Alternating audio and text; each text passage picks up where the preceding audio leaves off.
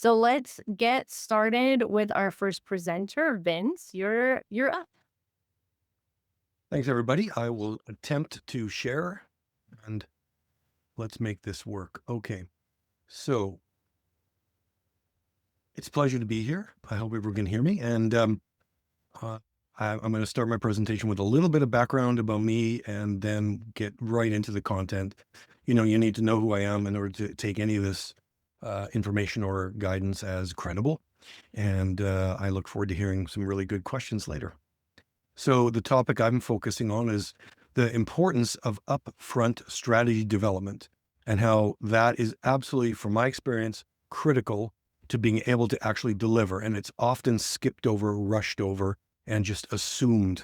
And you run into many, many problems. So if we want cost-effective, inclusive community engagement, we need to focus on that. That's what I'm going to key on. And I don't talk much about the how because that's a 4-day course or a 30-page document, but it's why you need it. I'm trying to make a case to focus at the upfront to achieve all these wonderful things people are hoping to do. I would just let you know a little bit about me. The company I have established in the last few years is called Engage for 2030. It's branded around the United Nations Sustainable Development Goals. And the statement on the website is, collaborative process will drive action on the SDGs better than anything else that we could do. And, why not be ambitious? So that's the ambitious framing of the work. And just looking at the imagery, bringing people together to address collective challenges is the purpose, and engagement is the process. And so that's the focus, the global SDGs. I hope you've all seen the 16 global SDGs, and every country around the world is supposed to try to move them ahead. And goal 17 is collaboration for action. So it's really process focused. Now, I've had 20 years plus of work in civic and city and regional and neighborhood and site planning. And we've developed, my colleagues and I over years, developed a method called strong engagement, really robust, diverse, inclusive, and collaborative processes. And we got out kind of ahead of the field, and we've won awards from various bodies in Canada and linked with universities and other NGOs to drive change. But we worked somewhat in the States and elsewhere around the world. And that's an IAP2 conference award ceremony. You can see me in the back there cheering along with my North American colleagues from the work we did. Engage for 2030 really focuses on core values that we can take action in the world together to make the world a better place. So it's very mission-based, and it focuses on collaboration for action with a real focus on inclusion and diversity, meaning that we need everybody on board to address these big challenges. And then now I'm getting no screen progress on my slides. Okay. Other than my company, you can look at Modus Planning, Design, and Engagement, which I helped co-found, which is a pretty thriving practice and very green, very inclusive, very, advanced in Vancouver, BC. And they're still really rolling along with 18 people. IAP2, IAF, those are the two international associations I'm part of to move the practice ahead. Now, getting into the substance, believing that involving people in collaborative efforts around tough problems is really part of the process, and bringing people together in unique and creative ways with different opinions is what engagement's all about. So it's really this core belief system.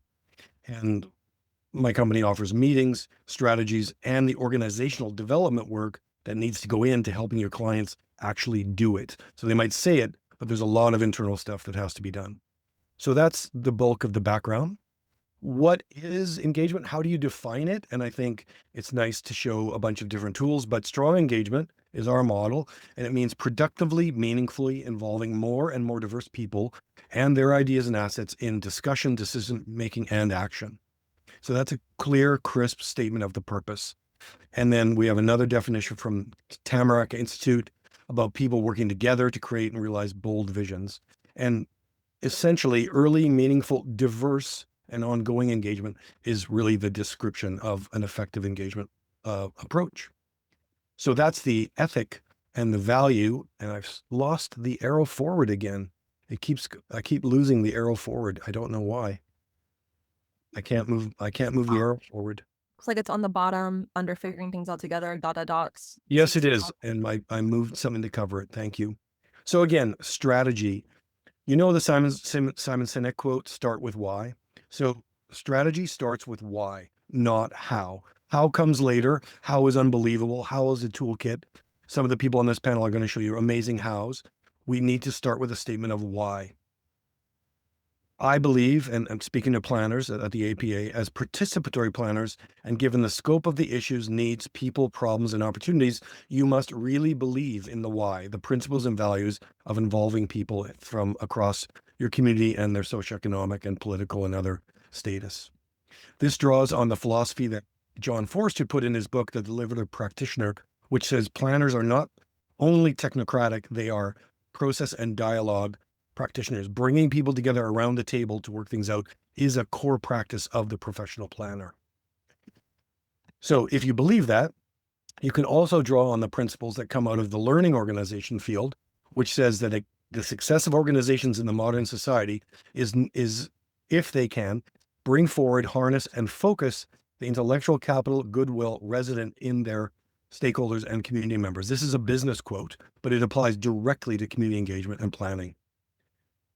And if they can do that, drawing in all those voices and capacity, you can get energized, focused, and have much more impact and momentum on these critical planning topics and issues and get solutions.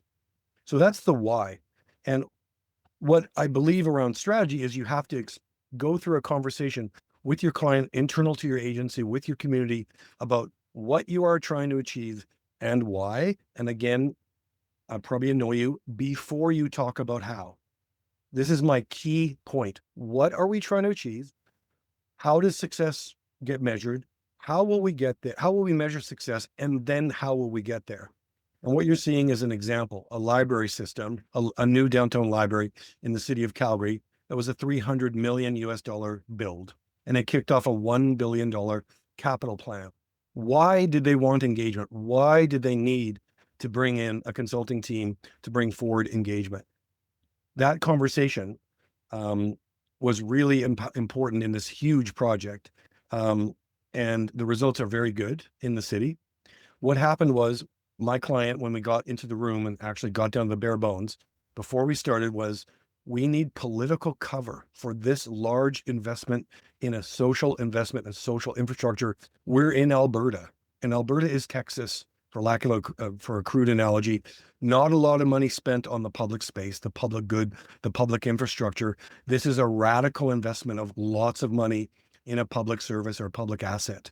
We need demographics and geographic diversity and support, so we have political cover to vote this in, to spend this money.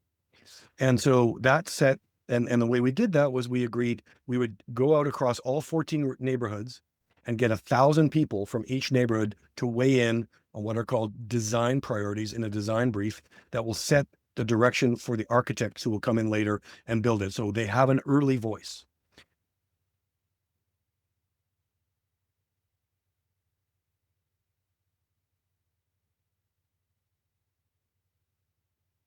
I think Vince froze. Let's see if he unfreezes. Okay, I thought that was just on my end. I know he's coming in internationally, so not sure. Okay, maybe we'll have to circle back to Vince. So, Christine, are you ready to present? We'll just keep moving on, and if Vince comes back, then we'll give him another chance. Sure. Yeah. No, that was getting really good and really interesting. I know, right? When he was in the middle of his example. I know 14,000 people in 12 weeks. Oh my goodness. Gonna have to give him a call. Okay. So yes, I'm ready. I'm gonna go ahead and share. And just to kind of pick up where we left off, that's not quite right. Just to pick up where we left off, I really appreciated what Vince was saying about um understanding the why before we get to the how. So I'm going to talk a little bit about the how, but you have to just make sure that your intentions are purposeful. Let's see here. Okay, here we go. So, So I'm going to be talking about the how, but this is pre-engagement. So this is before you're going out into the community. How can you make sure that you're prepared and make sure that the engagement that you're doing matches your intention and your purpose, right? So this is pre-engagement stakeholder mapping, which is a strategic framework for identifying and engaging key community members before launching public initiatives. So to give you some background on who I am, I'm Christine Edwards. I'm the founder and principal at Civility Localized. We are formerly known as Amplify Charlotte, and we are a community engagement firm founded in Charlotte, North Carolina in 2018. We deliver outreach services as well as some business strategy related to local government contracts. And we are MBE, DBE, all of the certifications. All right. And some of our work includes choice neighborhood grants, affordable, accessible housing, land use, rail, road, pedestrian, multimodal projects. This just kind of gives you a snapshot and a timeline of some of the projects that we have done. But primarily, our particular strength is in transportation planning, equity-based transportation planning, public safety reform, and inclusive community development. So that's just a snapshot. All right. Okay, so the purpose of stakeholder mapping.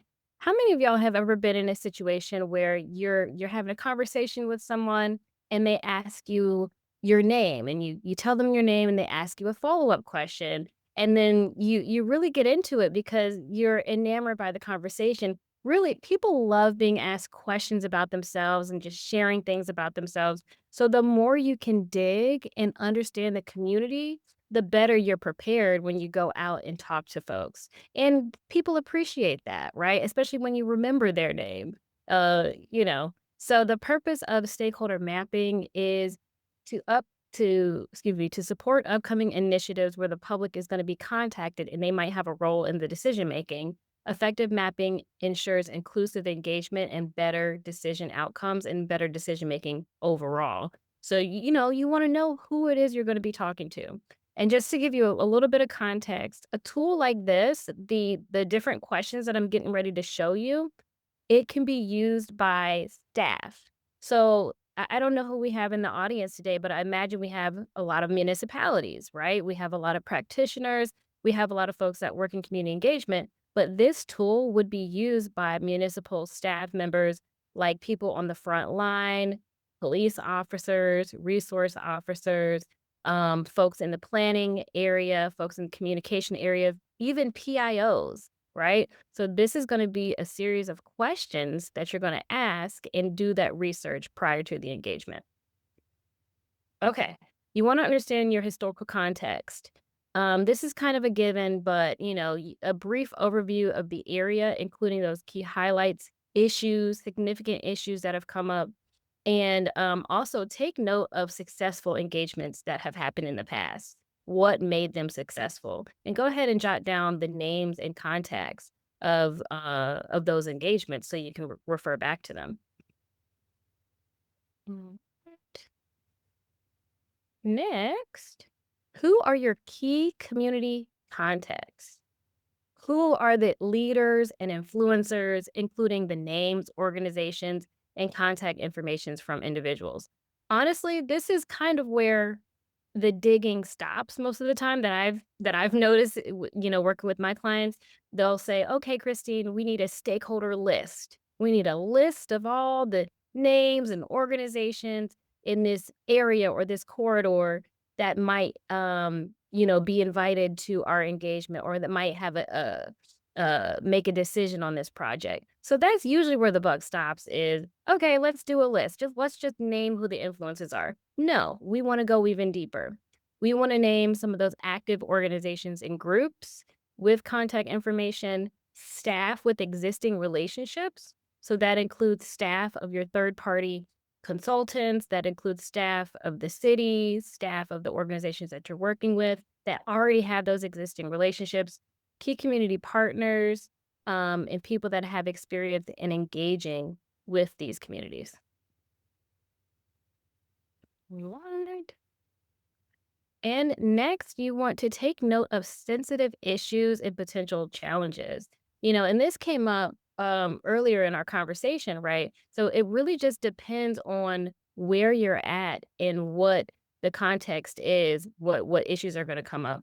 So go ahead and list out the known conflicts or community challenges. Like, for example, if there's some environmental issues in this area that make it hard to get around, cultural sensitivities, such as language barriers, language access that's needed, political sensitivities, um, upcoming initiative or projects planned by the city or others in the area, right? So if you're working with a city with multiple, departments, you might have several departments that have an initiative coming up for this neighborhood. So you're going to want to coordinate those. And at the very least, write them down in your pre-engagement. And also just make sure you note those previous negative experiences. Sometimes you have these conversations, sometimes they don't happen on email or on Zoom, right? But these conversations are being had. You're talking about, oh, this community member, I had this kind of experience with this person, or, so just making sure you're passing those stories along because whether it's positive or not so positive, you want to make sure that that's being passed down to prepare for upcoming engagement. All right. And I think this is the last one, keeping it short. Um, Here are some additional strategies, right? So go ahead in that same document, in the same resource, write down the area attractions. So, what makes it a great place for living, visiting, doing business? We're not just talking about the negative things or the things that you want to quote unquote fix or address, right? We want to also uplift what are the positive things that are attracting people to this area. Go ahead and jot down those reoccurring activities. Where are the places that the neighborhood holds their neighborhood meetings? Where are they meeting at? Is this the type of neighborhood that meets at the kitchen table? Or do they have a resource center down the street where everybody goes to the resource center or the rec center? Or is it a church? Is it a house of faith? So, it's really important to have some context here before you go in and plan an engagement and maybe in a place that folks are not used to. Right. Strength, facilities or resources in the community. Maybe it's a local business that will open up their doors for engagement, or a local business that is new to the area and they want to get their staff out in the community. That could be a really good asset. Available staff, and then, as I mentioned, meeting locations and gathering spaces. So this is the how, right? So making sure that you are mapping out, you can even do it in a mind map. I'm a really visual person, so you can mind map some of these strategies and ideas. And that's what I have for you. Thank you. Awesome. Thank you so much, Christine. So we do have Vince back. Welcome back. I think what we'll do is keep rolling, go to Fatima's presentation, and then we'll circle back. You can be the bookends.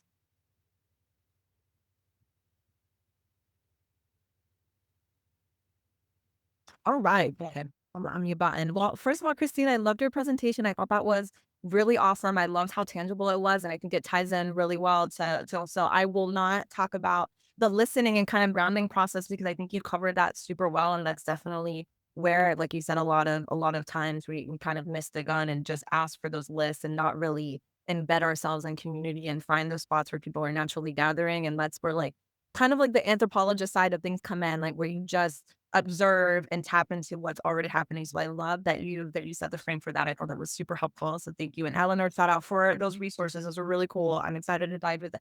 Like, look at us. We're having a little like private network going and resource sharing. But my name is Fatima. I'm excited to jump into this with you guys. So I am an urban planner by background. I actually also have my academic background in anthropology and environmental biology. So I love thinking about interconnections and that systemic lens and looking at how everybody interacts on all these levels.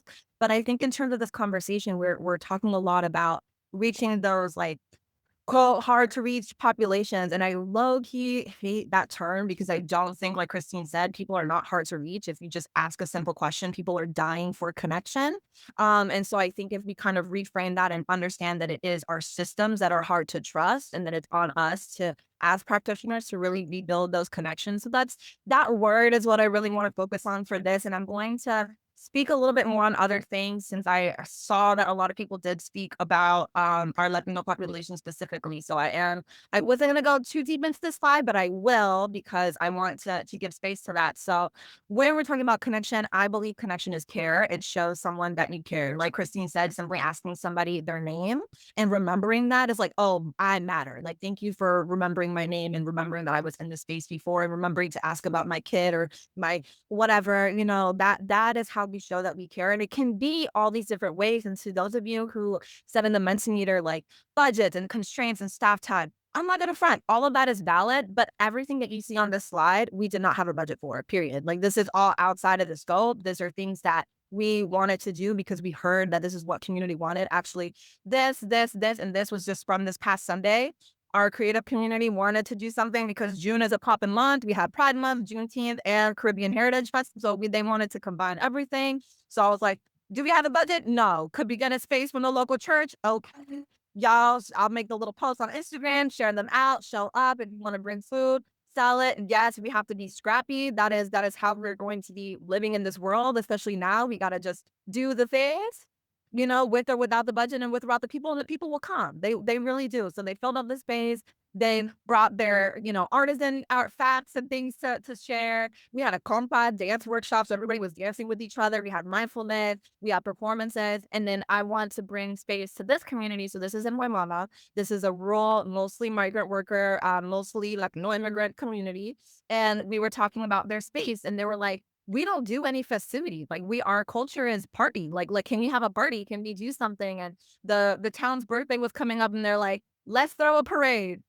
Okay. So we threw a parade. Like we just figured it out. We had no budget, but look, it's somebody's trailer. They brought their own decoration. They lit it up. Everybody brought their flag, came out. The streets were full and everybody just decided they wanted to do a parade. We had a WhatsApp group and some ribbon and we made it happen. And then here we were working again on Waimama. There's a Section 8 housing project that a lot of the migrant workers live at.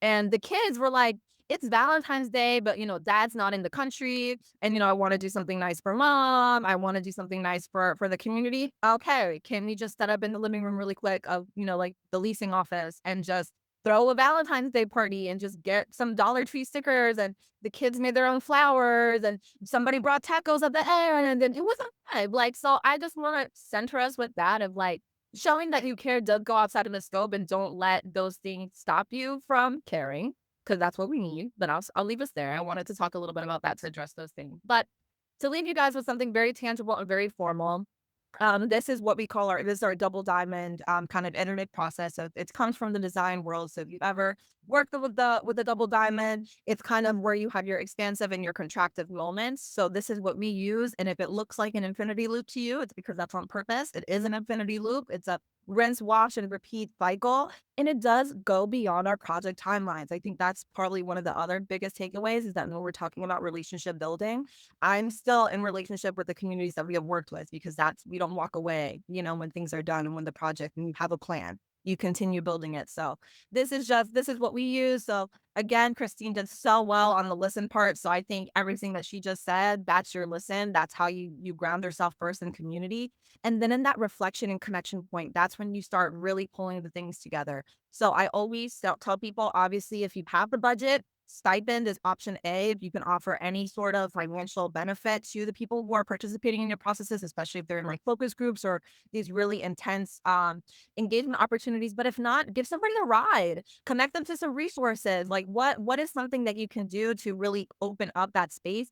And this is where you're kind of doing like what Christine was talking about, that really big expanse of like, what's going on? What are you hearing? Where are you gathering? What's doing? Like that's your big expansive process. But then you bring it back to that middle of the double diamond, which is that co-creation and building. And I hear co-creation a lot.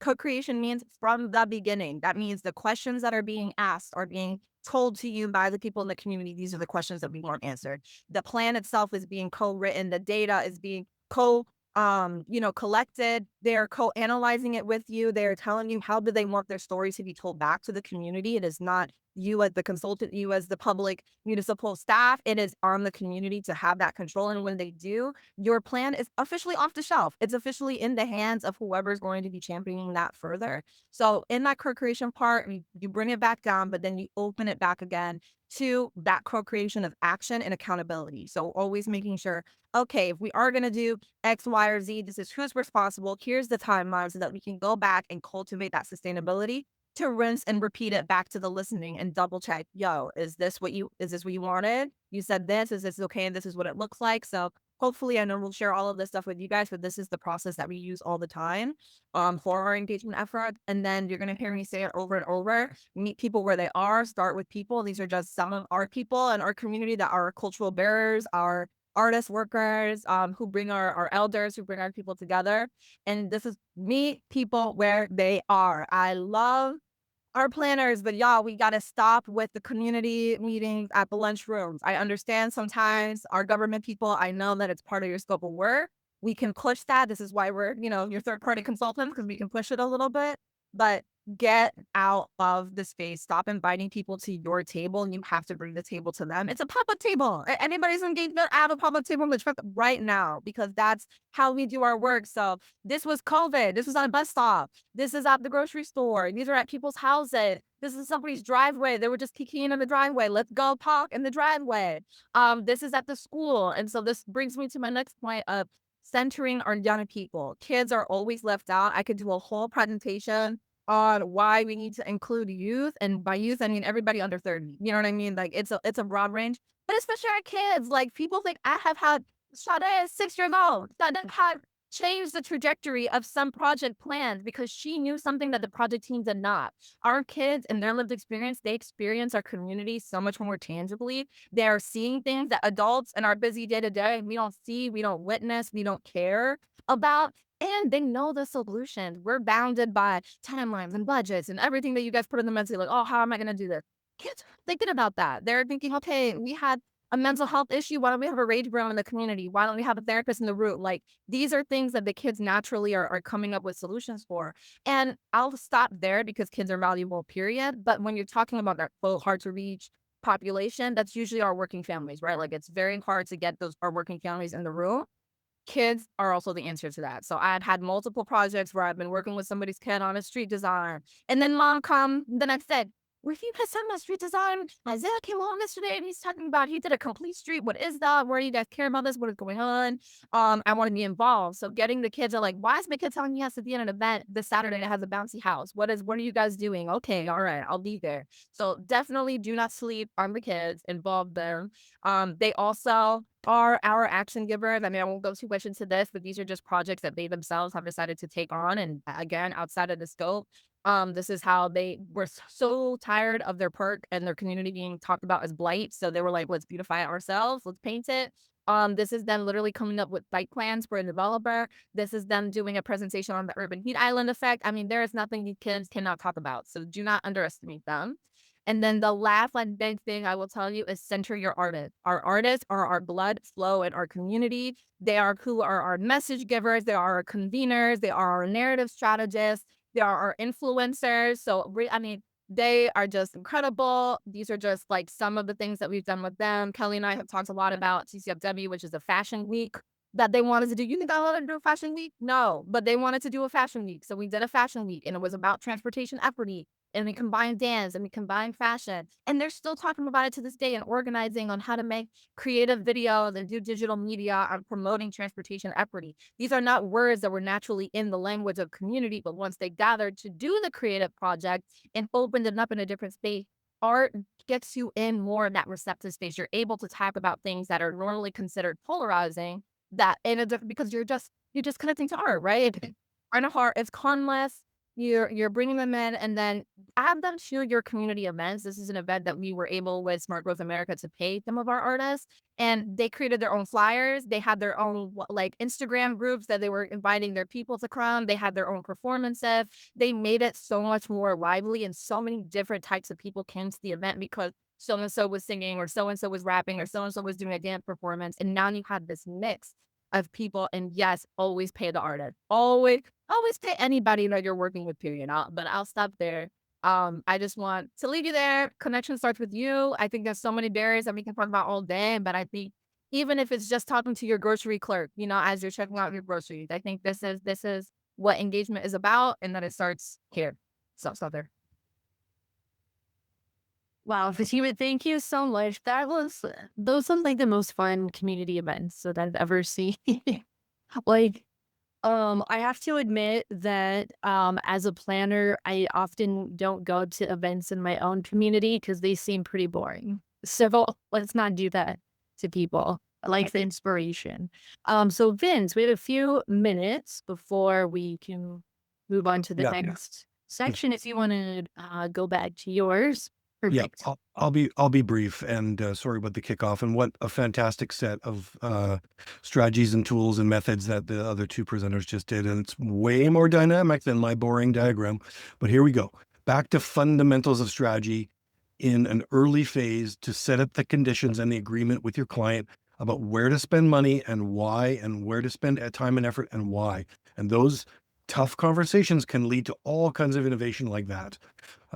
So any plan, you need to clarify, what are your goals? If your goal isn't diversity of voice, you won't be funded later or get the staff time to get the diverse voices in the creative ways that were just described. So have those hard early conversations as soon as the project planning is underway.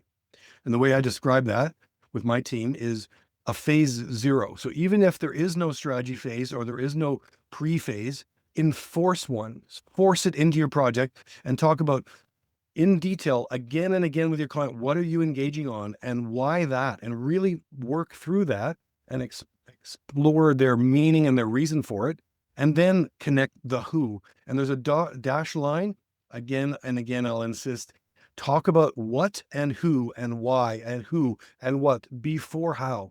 And if you get that right and clear, you can do all kinds of amazing hows. So that's advice. Next, strategy. This is called the engagement staircase. It's a conceptual model I've developed over about a decade. And by the way, I love seeing the double diamond loop. We use the same thing, the diamond of planning, Kaner, all of that stuff. Great to see it, nicely executed, by the way.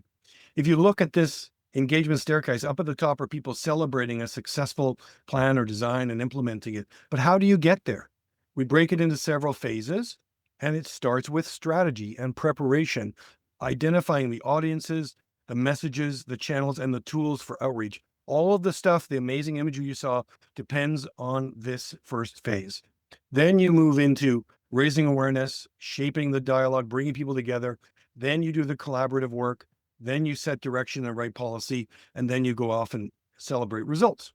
So the goal of the Calgary project was to give political cover to a major social and capital investment, and that's what the strategy helped execute. It wasn't ethnic diversity, it was regional and geographic diversity for political cover. In this one, the city of Surrey, which is the most diverse city in Western Canada and growing very rapidly with massive immigrant populations, the goal was a highly diverse and inclusionary process that ensured multi-generational, multiracial, immigrant and Indigenous participation, and to build a sense of full citizenship around parks, recreation, culture, and arts. It led to a very innovative, detailed outreach strategy with ideas fairs, piggybacking on community sites and networks, partnerships through NGOs that served those audiences, and getting out of City Hall. So all the things my colleagues just described was written into the terms of reference and the strategy, and ended up being very successful. And that project has ended up, being award-winning across 2 different professional associations. And the director of the project is now the planning director for the capital of British Columbia. He moved up as a basis of this success of using a strategy to do diverse and creative outreach on a critical policy issue. So I'm trying to advocate for strategy, and then it allows you to be all of these kinds of creative and impactful ways of outreach. So my last and closing slide, and it works out, I hope, well for everybody. How will you try to make use of strategy development in your next engagement initiative to shape and ensure the most robust, diverse, and meaningful involvement possible? Thanks for being with us today, and I'll get off the floor. Right. Thank you, Vince. We're gonna move on to the next portion of our program here. Let's see. Okay, I have to admit, I have not done this particular thing before. So I've done breakout rooms. I'm gonna let everyone select their own breakout room. So I'm gonna create 3 breakout rooms. Each panelist will have their own, and then everyone can self-select which room they like to join. So apologies if I mess it up. I think I can do it. So we'll see what happens. And then we'll spend maybe 10, 15 minutes in the breakout room. So this is just so you can have further discussion with the panelists and amongst yourselves. And here we go. I'm going to open the rooms.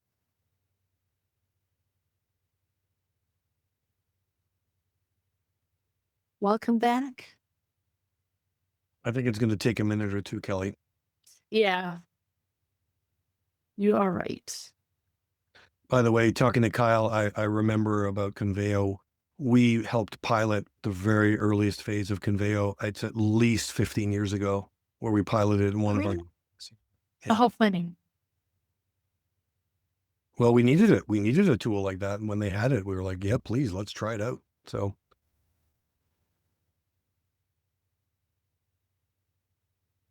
All right, we need to share everyone's contact info here. So thank you, Vince, Christine, Fatima. Thank you so much for your time and your insights that you shared with the group today.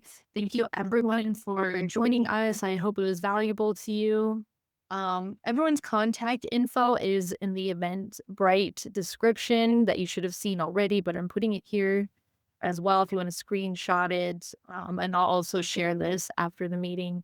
So if you're not already a member of the interest group, please join. It's free. It's open to everyone. You don't have to be an AP member to join. Um, you'll get subscribed to our newsletter. Make sure you don't miss any of our events.